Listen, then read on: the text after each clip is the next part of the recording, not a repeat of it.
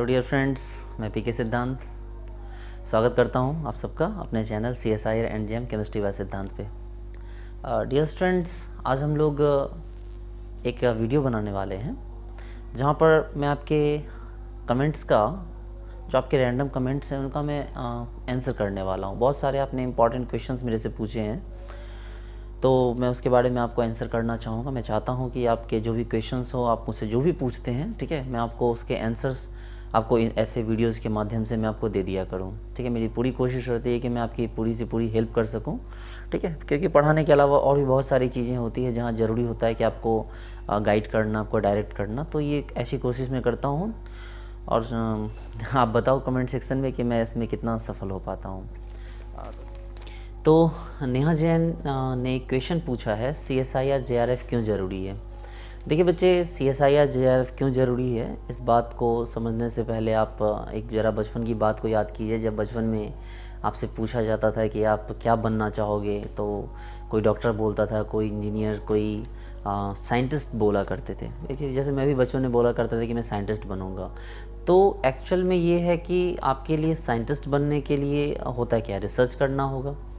और research that mean कहीं ना कहीं PhD, ठीक है, PhD, पोस्ट डॉक।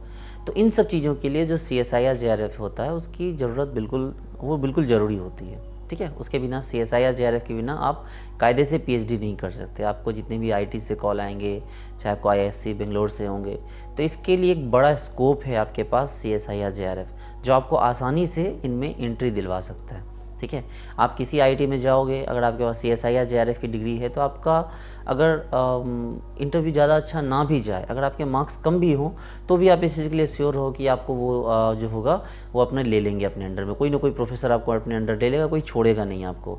इवन अगर आपके पास गेट है तो आपका टेस्ट होगा, आपका एग्ज़ाम लिया जाएगा, आप छट सकते हो, आपको छटा जा सकता है। लेकिन अगर आपके पास CSIR JRF की डिग्री है तो आप यकीन मानो, आपको कोई छांटेगा नहीं, आपको कोई भी रिजेक्ट नहीं करेगा। ठीक है, आपको कोई ना कोई अपने अंडर में ले ही लेगा अपने अंडर में काम करने के लिए। तो इसके अलावा आप जब असिस्टेंट प्रोफेसर बनते हैं तो असिस्टेंट प्रोफेसर में नेट के लिए 5 मार्क्स मिलते हैं और JRF के लिए आपको 7 मार्क्स मिलते हैं। और ये प्राइमरी क्राइटेरिया है कि नेट एलिजिबिलिटी है। ठीक है, जबकि JRF में स्कॉलरशिप मिलती है। नेट के लिए 5 मार्क्स मिलते हैं, JRF के लिए 7 मार्क्स मिलते हैं जब असिस्टेंट प्रोफेसर की रिक्रूटमेंट होती है। लेकिन बात ये सिर्फ 2 मार्क्स की नहीं है, बात यह है कि लगभग जो 18-20 लाख रुपए का जो एक फेलोशिप होता है वो नेट में प्रोवाइड नहीं करवाया जाता है, जबकि JRF में प्रोवाइड करवाया जाता है। ठीक है, ओके। दूसरा क्वेश्चन है, एक सुमित चौहान ने पूछा है, CSIR JRF की तैयारी कब से करनी चाहिए। बहुत अच्छा क्वेश्चन है। ठीक है, आपको मैं क्या बताऊं CSIR JRF की तैयारी कब से करनी चाहिए। मुझे लगता है मैंने तो बहुत पहले से ही तैयारी करना स्टार्ट कर दिया था। देखिए, एक्चुअली CSIR JRF की तैयारी करने के लिए कोई लिमिटेड टाइम पीरियड नहीं है, ना कोई ऐसा क्लास है जहाँ से आप CSIR JRF की तैयारी कर सकते हो। एक्चुअली होता है क्या है कि ये किसी भी सब्जेक्ट में जब JRF का पेपर होता है तो ये उसके लिए टॉप लेवल होता है। ठीक है, जो टॉप लेवल पे सब्जेक्ट होता है तब जाके हम लोग CSIR JRF क्रैक कर पाते हैं। तो इसलिए ज़रूरी है कि आपके पास सारे कॉन्सेप्ट क्लियर हो। एटलीस्ट आपकी तैयारी BSc से ही स्टार्ट हो जानी चाहिए। ठीक है, अगर आप BSc में IIT JEM की तैयारी करते हो तो आपके लिए CSIR JRF को क्रैक करना कंपैरेटिवली बहुत आसान हो जाएगा। ठीक है, कंपेयर टू ऐसे बच्चे जो MSc के बाद CSIR JRF की तैयारी करते हैं, ऐसे बच्चों के लिए बहुत प्रॉब्लम होती है। ठीक है, तो अगर आप BSc में हैं तो आप कोशिश करिए कि अभी से आप CSIR JRF की तैयारी स्टार्ट कर दीजिए। करना क्या है कि आपको अपनी जो JEM की तैयारी है वो स्टार्ट करनी है, और JEM की तैयारी के साथ साथ आपको जो है अपना साथ के साथ आपको सारी तैयारी ऑटोमेटिकली, अगर आप JEM की तैयारी करते हैं तो CSIR JRF की तैयारी तो 50-60% यही हो जाएगी। और फिर साथ में जब आप MSc करोगे, अगर आपने अच्छे से JEM क्वालिफाई किया, किसी IT से आप MSc कर रहे हो, तो मुझे लगता है कि बिना किसी ज़्यादा एफर्ट लगाए भी आपका आराम से जो CSIR JRF हो जाएगा। अदरवाइज अगर आप MSc किसी IT से नहीं कर पा रहे हो, किसी नॉर्मल यूनिवर्सिटी से कर रहे हो, तो भी आप अच्छे से तैयारी करोगे और BSc और MSc के कॉन्सेप्ट को मिला के आप CSIR JRF रनिंग में कंप्लीट कर सकते हो। तो अगर आपसे ये मेरे से कोई सवाल पूछे कि CSIR JRF क्रैक करने के लिए जो पढ़ाई करने का या पढ़ाई स्टार्ट करने का जो राइट टाइम होता है वो क्या होता है, तो मैं उसे सजेस्ट करूँगा विथ BSc। ठीक है, BSc के साथ। उसके बाद नेक्स्ट एक क्वेश्चन पूछा है, ठीक है, अनंत सिड़के ने पूछा है कि नेट और JRF में क्या फ़र्क है। भाई नेट और जेआरएफ में बहुत ज़्यादा का फ़र्क नहीं है, अप्रॉक्स 10 मार्क्स का फ़र्क होता है, लेकिन उसकी स्कॉलरशिप में ना बहुत ज़मीन आसमान का फ़र्क है भाई। नेट में आपको कोई स्कॉलरशिप नहीं मिलती, सिर्फ आप एलिजिबल हो जाते हो, ठीक है, लेक्चरशिप का फॉर्म भरने के लिए। जेआरएफ भी वही है, जेआरएफ भी एक तरह का नेट ही है, एलिजिबल आप तब भी होते हो, लेकिन जेआरएफ करने के बाद आपको स्कॉलरशिप प्रोवाइड करती है गवर्नमेंट, ठीक है, और स्कॉलरशिप बहुत अच्छी खासी होती है। मुझे लगता है कि शायद अगर जोड़ा जाए उसको तो सारे अलाउंसेस वगैरह मिला के 25-26 लाख रुपए के आसपास वो सारे प्रोवाइड कर देती है आपको, क्योंकि इसमें एक्सटेंशन भी तो होता है ना। ज़रूरी नहीं कि 5 साल का ही जेआरएफ आपको मिले, 5 साल से ज़्यादा भी मिल सकता है, आप उसको एक्सटेंड करवा सकते हो, ठीक है, अगर आपका काम कंप्लीट ना हुआ हो।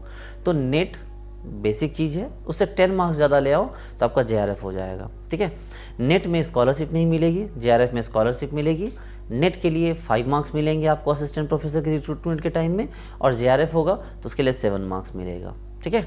तो फ़र्क होता है थोड़ा, एक्चुअली नॉलेज का बहुत ज़्यादा फ़र्क ना भी हो, थोड़ा लक का फ़र्क होता है, 1-2 क्वेश्चन भी गलत हो गए तो लोग जेआरएफ से खिसक के नेट पे आ जाते हैं, लेकिन जेआरएफ हो जाए तो ज़्यादा बेटर है, ठीक है, क्योंकि आपको उसमें स्कॉलरशिप प्रोवाइड हो जाएगी।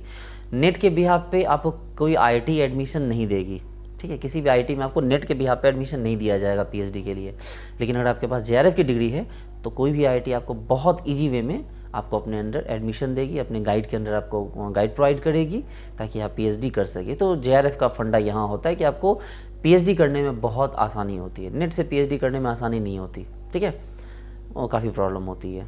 चलिए नेक्स्ट है, एक और बच्चे ने पूछा है, ठीक है, ये क्वेश्चन है मोइन अख्तर का, ठीक है। इन्होंने पूछा है कि जेआरएफ की स्कॉलरशिप कैसे मिलती है। बच्चे ये क्वेश्चन तो खैर पहले आप ऐसे जेआरएफ कर लो, फिर आप इस चीज़ के एलिजिबल होना कि जेआरएफ की स्कॉलरशिप कैसे मिलती है। लेकिन चलो मैं आपको इसका पूरा प्रोसीजर बता देता हूँ कि जेआरएफ की स्कॉलरशिप मिलती कैसे है। देखिए सबसे पहले जब आप जेआरएफ का पेपर देते हैं, ठीक है, तो जेआरएफ का पेपर देने के बाद आपको कुछ टाइम के बाद, एक्चुअली पहले क्या होता था, से 3-4 साल पहले, कि आपको जो सीएसआईआर का जो ऑफिस है दिल्ली में, राजेंद्र नगर पूसा के पास, तो आपको जाके वहाँ से अपना सर्टिफिकेट लेना पड़ता था, ठीक है। सबसे पहले मैं आप स्टेप वाइज समझिए, ठीक है। स्टेप वाइज ये बात होती है कि जैसे आपने जेआरएफ क्वालिफाई किया तो आपको उसका एक मतलब एक मार्कशीट टाइप का होता है, ठीक है, एक स्कोर कार्ड होता है, वो तो आपको 2-4-10 दिन के अंदर ही अवेलेबल हो जाएगा, ठीक है। लेकिन उसका जो मतलब ये है, उसका जो प्रॉपर जो सीएसआईआर का जो लेटर होता है, ठीक है, सीएसआईआर लेटर जिसको हम लोग बोलते हैं, वो सीएसआईआर का जो सर्टिफिकेट होता है वो आपको आने में 3-4-5 महीने लग जाते हैं। और उसकी डोंट वरी, उसकी एलिजिबिलिटी भी उसी टाइम से वो देते हैं, जिस टाइम वो प्रोवाइड करते हैं लगभग उसी टाइम से वो उसको एलिजिबल 2 साल के लिए करते हैं। इसका मतलब आप समझिए, इसका मतलब ये है कि अगर आपने जैसे जून 2020 में आपने अगर एग्ज़ाम दिया, ठीक है, और उसका रिजल्ट आपको आ गया लगभग सितंबर में, आपका रिजल्ट आ गया, सितंबर 2020 में उसका रिजल्ट आ गया, तो आपके पास एक स्कोर कार्ड मिल जाएगा, वो आपको सितंबर 2020 में ही मिल जाएगा। लेकिन जो आपका जेआरएफ सर्टिफिकेट मिलेगा उसकी वैलिडिटी सितंबर से नहीं होगी, डोंट वरी, उसकी वैलिडिटी 3-4 महीने आगे से, जब आपको सर्टिफिकेट मिलेगा, अप्रॉक्स आपको सर्टिफिकेट मिल जाएगा जनवरी-फरवरी 2021 के आसपास, उस टाइम से उसकी वैलिडिटी 2 साल की रहेगी, इसलिए आपको चिंता करने की ज़रूरत नहीं है। तो फिर आप ये पूछोगे कि सर ठीक है, अगर इस बीच में जैसे जेआरएफ करने के बाद अगर हमें किसी जगह पे एडमिशन लेने के लिए जाना हो, किसी जगह पे इंटरव्यू लेने के लिए जाना हो, तो फिर हम क्या करें। तो बच्चे कुछ मत करो, आपके पास जो स्कोर कार्ड मिला ना आपको, क्योंकि जेआरएफ सर्टिफिकेट मिलने में तो 3-4 महीने लेट है, तो आपको जो स्कोर कार्ड मिला, उस स्कोर कार्ड को आप जो सीएसआईआर ऑफिस जाके वेरीफाइड करवा लो, ठीक है। सीएसआईआर ऑफिस जाना, वहाँ पर ऑफिस में लोगों से मिलना, वहाँ पर जो उसके पदाधिकारी होते हैं वो उस पर साइन करके उस पर मुहर लगा देंगे, उस मुहर के बिहाफ पे आपको एडमिशन मिल जाएगी, ठीक है। उस मुहर वो आपको मतलब वो वेटिंग में डाल देंगे कि भाई ये पेपर जब इनका आएगा तो ये अपना पेपर सबमिट कर देंगे। लेकिन वो सीएसआईआर के पेपर में जब आपको मुहर लगा देंगे, सिग्नेचर कर देंगे, तो वो आपका जो होगा ना वो एक तरह से अटेस्टेड हो जाएगा और वो वेरीफाइड हो जाएगा कि आप फ्रॉड नहीं कर रहे हैं, ठीक है। और जेआरएफ सर्टिफिकेट तो 3-4 महीने बाद आते ही हैं, और आता है तो आजकल घर पे आ जाता है। लोग गलती क्या करते हैं कि जब एड्रेस देते हैं, ठीक है, जब आप फॉर्म फिल करते हो सीएसआईआर का, तो आप एड्रेस कुछ भी डाल देते हो। आपको लगता है सर मैं तो दिल्ली में रहता हूँ तो मैं दिल्ली का एड्रेस डालता हूँ, ऐसी गलती बिल्कुल मत करो। एड्रेस आपने घर का डालो, ना किसी कोचिंग का, ना किसी मकान मालिक का, किसी का भी एड्रेस आपको सीएसआईआर का फॉर्म भरते वक्त नहीं डालना, ध्यान दो। आप उसमें अपना घर का एड्रेस डालो। इससे क्या होगा कि आपका जो सीएसआईआर लेटर आएगा, जो अवार्ड लेटर आएगा, वो आपके घर पे पहुंचेगा। अब सोचो कि मान लो आप 3-4 महीने बाद आपने रूम खाली कर दिया, लेकिन वो अवार्ड लेटर उनके उन्हीं के घर पे पहुंचेगा जहां आपने एड्रेस डाला, ज़िंदगी भर उस पर वही एड्रेस मेंशन रहेगा आपके CSIR सर्टिफिकेट पे। जैसे कि मेरे साथ हो रखा है, मेरे CSIR सर्टिफिकेट पर दिल्ली का एड्रेस डाला, कितना मुश्किल हुआ, मेरा सर्टिफिकेट खो गया, सर्टिफिकेट दोबारा से मुझे इशू करवाना पड़ा, दिल्ली जाके सारे मतलब डॉक्यूमेंट मुझे जो है डुप्लीकेट इशू करवाने पड़े, फिर उस पर सिग्नेचर करवा, कितना सारा आपको कितनी प्रॉब्लम है आपको बता नहीं सकता। इसलिए एड्रेस हमेशा अपने घर का डालो, ठीक है। तो आपके क्या होगा कि जब भी वो आएगा आपको आपके घर पे आ जाएगा, आपको चिंता करने की ज़रूरत नहीं है। ओके, नेक्स्ट क्वेश्चन एक बच्चे ने पूछा है कि सर ये EWS सर्टिफिकेट का क्या रोल होता है यहाँ पर। ओके, बहुत अच्छा सवाल है। आपके पास EWS सर्टिफिकेट, अगर आप जनरल कैटेगरी से हो तो आप EWS सर्टिफिकेट बना लो। अगर आप कैटेगरी से बिलोंग करते हो तो भी आपके पास कास्ट सर्टिफिकेट होना चाहिए, सेंट्रल वाला, ठीक है। आपके पास सेंट्रल जो है कास्ट सर्टिफिकेट आपके पास होना चाहिए। अगर आप कैटेगरी से, किसी भी कैटेगरी से, OBC, EBC, ठीक है, SC ST किसी से बिलोंग करते हो, आपके पास वो कास्ट सर्टिफिकेट स्टेट वाला नहीं होना चाहिए। स्टेट वाले कास्ट सर्टिफिकेट पे कोई काम नहीं होगा आपका। आप बिल्कुल आज के आज आप जाके सेंट्रल जो है आपका जो कास्ट सर्टिफिकेट है वो जाके बनवा लो, और जो जनरल वाले बच्चे हैं वो EWS अपना बनवा लें। इसका क्या फ़ायदा होगा कि जब आपको डॉक्यूमेंट वहाँ से इशू करवाने होंगे, तो जैसे कि आप फॉर्म भरते हो, आप फॉर्म भरते कि हाँ भाई हम जो है OBC कैटेगरी से बिलोंग करते हैं, उनको तो पता नहीं, उन्होंने बोल दिया हाँ भाई आप भरो, आपको फीस में डिडक्शन हो गया। लेकिन जब आपका सर्टिफिकेट आएगा उस समय वो वेरीफाई करेंगे कि हाँ भैया आप कैटेगरी से बिलोंग करते भी हो कि आपने झूठ बोला। तो आपके पास सेंट्रल गवर्नमेंट का प्रोवाइड किया हुआ आपको कास्ट सर्टिफिकेट होना चाहिए, जिसमें आपको एक नंबर मिलेगा अपने कास्ट का, ठीक है। वो आपको कई जगहों पे मेंशन करना होगा। किसी भी IT में जाओगे वहाँ पर आपको कास्ट सर्टिफिकेट मेंशन करना होगा, आपका इंटरव्यू होगा वहाँ पर कास्ट सर्टिफिकेट मेंशन करना होगा। क्योंकि होता है क्या है कि जो JRF की जो डिग्री है, नेट की जो डिग्री है, वो तो सेंट्रल गवर्नमेंट देती है, तो उसको कास्ट सर्टिफिकेट भी तो सेंट्रल वाला ही चाहिए, है कि नहीं। इसलिए ध्यान रखिएगा, आप आज के आज जाके अपना सेंट्रल कास्ट सर्टिफिकेट बना लीजिए ताकि आप उस टाइम में परेशानी से बच सकिए, ठीक है। उसके बाद नेक्स्ट है कि एक बच्चे ने पूछा है कि सर गाइड कैसे चुने JRF के बाद, ठीक है। जब हमारा JRF हो तो गाइड कैसे चुने। देखिए बच्चे लोग, ये क्वेश्चन शायद बहुत बच्चे सोच रहे होंगे सर ये क्वेश्चन तो अभी के लिए नहीं है, ये क्वेश्चन तो कुछ दिन बाद पूछा जाना चाहिए था, लेकिन आपको पता होना चाहिए, ये चीज़ें अभी से पता होनी चाहिए। देखिए गाइड चुनने में आपको बहुत सावधानी बरतनी है। आप कभी किसी गाइड से डायरेक्टली बात मत करो, क्योंकि जिस गाइड से आप बात करोगे फिर आप उसको छोड़ना मत, अदरवाइज बहुत सारा क्लैश हो जाएगा, क्लैश ऑफ टाइटन्स हो जाएगा। आप सबसे पहले अपने फ्रेंड सर्कल में बात करो, अपने सीनियर से बात करो और अपने लिए गाइड डिसाइड करो कि आप किसके अंडर काम करना चाहते हो, और उसके बाद फिर क्या करो, उस गाइड से बात करो। और एक बार जिस गाइड से बात कर लेना, फिर कुछ भी हो जाए, धरती पलटे चाहे आसमान उलट जाए, उस गाइड को मत छोड़ना। आप अपने लिए बेस्ट गाइड चुनो और उस गाइड को छोड़ना मत। हालांकि आजकल तो गाइड वो डिसाइड करते हैं, मैं वो भी बात करूँगा, लेकिन गाइड अगर एक बार जिससे बात कर ली तो कर ली, फिर किसी और से बात मत करना, बहुत प्रॉब्लम होती है। एक्चुअली यहाँ पर ईगो क्लैश वाली प्रॉब्लम होती है कि भाई हमसे बात कर लिया, उससे बात कर लिया, तो फिर आप फंस जाओगे, ठीक है। क्योंकि जो गाइड होंगे वो तो एक दूसरे के फ्रेंडशिप बने रहेंगे, एक दूसरे के फ्रेंड रहेंगे, फंसोगे आप, ठीक है। एक गाइड छोड़ के दूसरे गाइड के पास जाओगे तो फिर आप इंटरव्यू के टाइम में तुम्हें ही बैठना है ना, ठीक है। PhD कैसे कंप्लीट करोगे, सामने तुम्हें बैठना ही है। चलिए ओके। क्वेश्चन ने पूछा बच्चे ने कि सर JRF के बाद PhD कहाँ से करें, IT से या किसी लोकल यूनिवर्सिटी से। देखिए मैंने लाइफ में हमेशा एक चीज़ सीखी है कि प्रायोरिटी मैटर करती है, कि हमें प्रायोरिटी बहुत बड़ी चीज़ होती है कि हमें प्रायोरिटी सेट करनी होती है। आपकी क्या प्रायोरिटीज़ है। जैसे कुछ बच्चों का होता है कि सर हमें पढ़ाना होता है, घर को सपोर्ट करना होता है, ठीक है।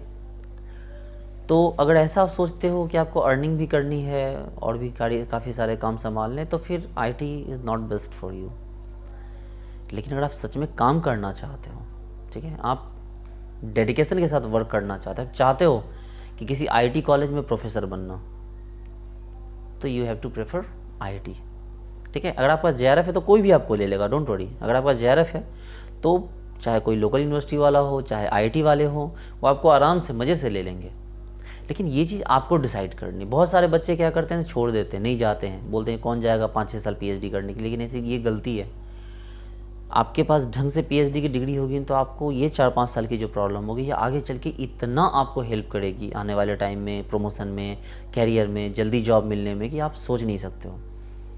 बस एक प्रॉब्लम होती है कि पीएचडी करने के साथ आपकी पढ़ाने की प्रैक्टिस थोड़ी ख़राब हो जाती है, तो भाई कोई बात नहीं, आप ऑनलाइन क्लासेस चला लेना, आप ऑनलाइन वीडियोज़ डाल देना, ऑनलाइन पढ़ाना, है ना, जहाँ रहोगे वहाँ 2-4-10 बच्चों को पढ़ा देना। तो ये बड़ा फैक्टर है। मैं आपको आईआईटी ही प्रेफर करूँगा कि आप अच्छी यूनिवर्सिटीज़, अच्छी जगहों से ही आप पीएचडी कीजिए। जहाँ तहाँ से पीएचडी करने से एक तो काम नहीं सीख पाओगे, काम नहीं सीख पाओगे तो इंटरव्यू में आपको लगेगा कि यार हमें तो मतलब कुछ नहीं आ रहा है, सामने वाला भी समझ जाएगा। और दूसरी बात क्या होता है कि इम्पैक्ट अच्छा नहीं पड़ेगा। इसलिए ज़रूरी है कि आईआईटी से पीएचडी, अगर आपके पास कोई मजबूरी नहीं है, कोई प्रॉब्लम नहीं है, तो आप प्रेफर कीजिए आईआईटी को। ठीक है, चलिए एक और क्वेश्चन पूछा है।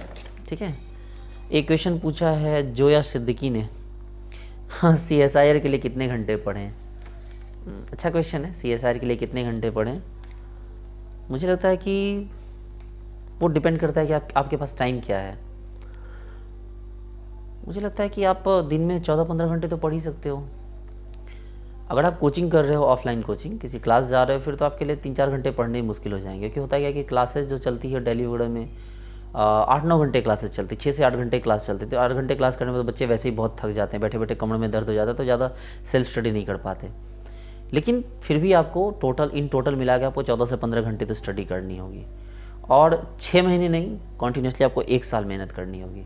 अगर आपने कभी जैम की प्रिपरेशन की है बीएससी में, फिर तो बहुत अच्छा है, फिर तो आपका 6 महीने में ही आराम से हो जाएगा। लेकिन अगर आपने जैम की प्रिपरेशन नहीं कर रखी है तो एटलीस्ट आपको 1 साल का टाइम चाहिए, और 14-15 घंटे आपको रेगुलरली पढ़ना होगा।